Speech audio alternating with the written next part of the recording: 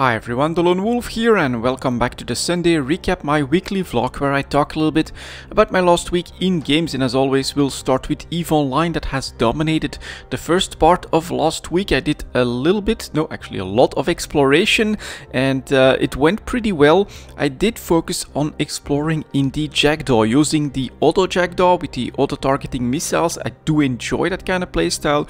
It is really good to clean up anomalies and to go after like the 3 out of 10, which has like only frigates and destroyer hulls, so those do get taken care of pretty quickly. Once we get into the cruisers though, for like the 4 out of 10, Sancha, Vigil, also some bigger targets to take down, I do go for better missiles with more damage and then some focus firing from time to time as well. So it is very versatile, but the main goal of my exploring there was actually to test the 4 out of 10 on like a low DPS setting to see if we could break it without needing to get to like 200-250 DPS, especially of course that final cruiser in the second room, because it has an active tank that is like very fast. It's got strong resistances. It is probably one of the toughest things to have to destroy in exploration, at least in the space that I'm in now with Sancha targets. So I thought I would test it out to see if I thought converting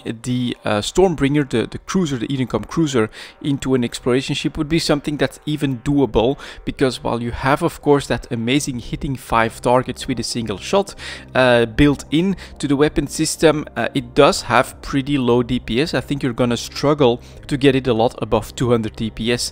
As a result, I wanted to do that testing, and it was pretty interesting because that meant taking my time, getting into the right situations where I could really focus on that rat, and on a couple of occasions someone else swooped in with something like a Stratios and stole my goddamn loot, stole my target, stole my experiment and stole my loot. So it was it was very difficult to get the experiment going, but next week you guys should see the results and it should all honestly work quite fine. You can simulate something like a photon projector in the Jackdaw if you do the right things, and it looks like it's going to work out. Next up, I also did my PI. Right now we're still hoarding stuff. In fact, I think we should be buying some extra stuff now and then, and quite a few people actually followed that message or found out by themselves, of course, because far from everyone watches EVE Talk. PI, especially the advanced PI material, went to 1 year lows last week, and we had quite a surge in volumes all of a sudden, driving the price up a little bit, but definitely not towards average prices. And for all of the intermediary products, I would say we're still seeing that low demand that is being exacerbated at the moment, I think, by ISK flowing into the Vorton projectors, into all those skills, into the Edencom ships, and as a result this is the time where some of them crash to 1 year lows on really no demand whatsoever, and that's where you can probably make some really good deals. So my PI is hoarding at the moment, and a little bit of buying from time to time as well.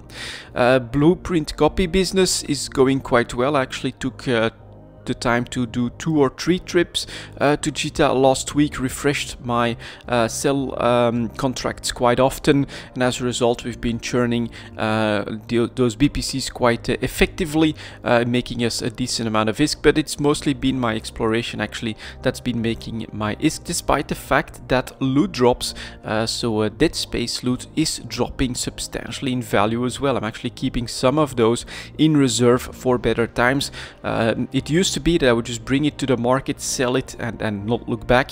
Right now what I do is I bring it to the market and take a look at least the chart, and if I'm close to 1 year low point, I'm gonna hold off from selling right away. So Dead Space loot is down a little bit. Luckily I did a couple of vigils as well, and I got a blueprint copy for one of the implants, sold it for like 197 million ISK or something like that. Now I did have to put in like 90 million estimated value, I think it was, for 120 I think estimated value for for the materials, but I actually managed to buy them for like 90 million because there is PI in there, there is some stuff in there that's really depressed at the moment. And so to my surprise, the BPC for an implant was actually a jackpot right now. So that was pretty damn good. That was a big jump up in my wallet all of a sudden. Overall, I'm definitely having fun with the game. I'm not too invested in the Triglavian versus Edencom conflict. I'm mostly a neutral kind of guy anyways. That's what we're trying to do, but I will look at those Edencom ships. I'm training the skills. I invested the skill points that we got from CCP as well in all of that, and hopefully pretty soon I'll be able to grab those skill books at a pretty affordable rate, and then we'll move on to the experimentation phase with those Edencom ships, because the Photon Projector is a very interesting and unique weapon system that I do think has a lot of potential even in PvE, although not in all aspects of EVE Online, PvE aspects of EVE Online, of course, but in what I'm doing, I am seeing that potential.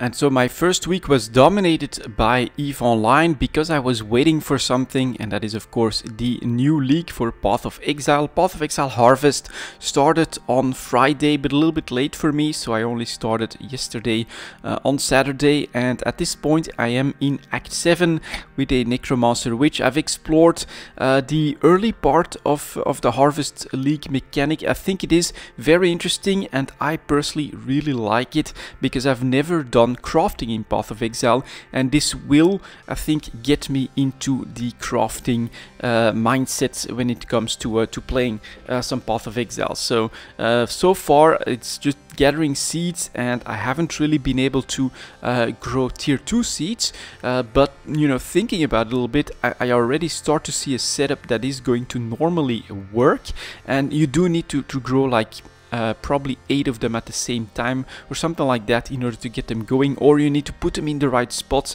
It does get a little bit complex if you want to get to those higher tier things, but since we're not even in maps yet, I think we can take our time with that. And at the moment, in fact, I'm rushing through the content a little bit, and I'm hoarding all the seeds in the caches, just trying to get to the end of Act 10.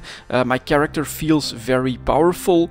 I'm also using Mind Over Matter with the Inquisitor node. That's like a new node right next to the big life node that basically takes away your energy shield, but in return, whenever you have life damage, 20% of your mana is immediately used up to give you regeneration for that number. So it does mean that when you do take a big hit, and as a Necromancer you normally shouldn't take too many hits, mana is immediately not just used to absorb 30% of the hit with Mind Over Matter.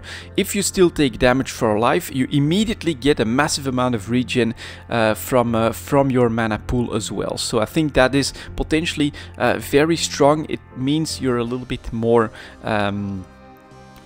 exposed to really big hits. In fact, in the second laboratory I died to a one-shot from the boss right at the end. He basically jumped on me, and my movement skill was on cooldown. Zap, I was done, 0 HP and 0 mana from that one hit. So you do have to be a little bit careful. I have to build up my HP pool in general a little bit more, but I think late game that few hundred energy shield is not going to make up for that massive amount of regen that you get for the node. So that's pretty big. There are some changes on the tree as well for a Necromancer focusing on minions. In fact, there's one minion node that's gone, and I think we can do something really cool there as well. So I'm gonna try to build that up as my first character, and after that I'm gonna try to have a cool setup. Actually, I want to do that. That's what I think pretty impressive about this league right now. I want to buy all the infrastructure, set everything up so that I can grow tier 2 seeds, maybe even grow tier 3 seeds, which I haven't gotten to yet,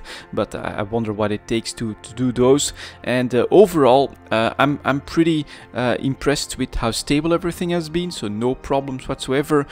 Compare that to the previous league where I had regular crashes. Here I've been able to play basically all day without crashing a single time.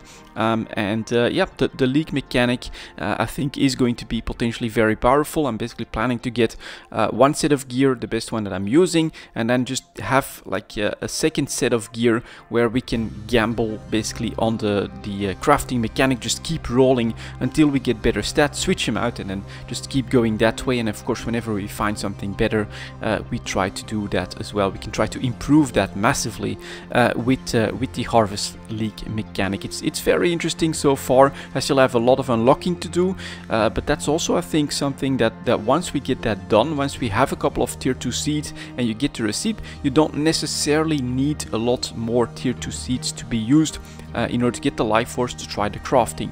Although if you want to do a lot of crafting, you will want a lot of that life force, so you'll want higher tier seeds to be there as well. But overall, yeah, very fun start for me for Path of Exile Harvest. I'm definitely a little bit hooked at the moment, so it may just dominate the next couple of days and weeks when it comes to my playtime in general. But having fun, absolutely. And so that was my last week in games, guys. Thank you very much for watching, and as always, I'll see you next time.